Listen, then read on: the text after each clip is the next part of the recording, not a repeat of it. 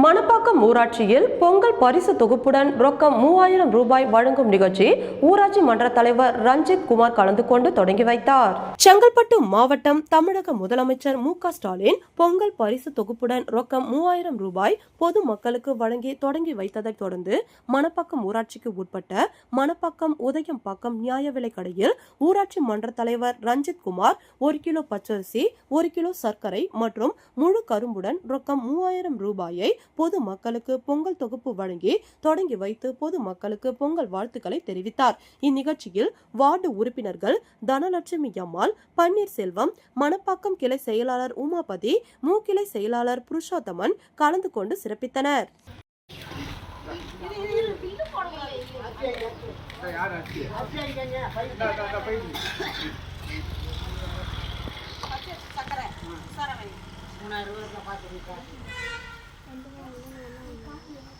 சக்கரை தண்ணி வாங்கிட்டா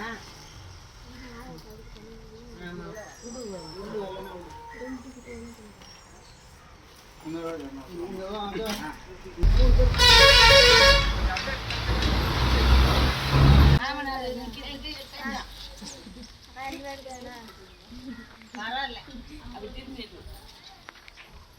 டோக்கனு கொடுக்காத போயிருங்க பில்லு போடணும். வாங்கிடமா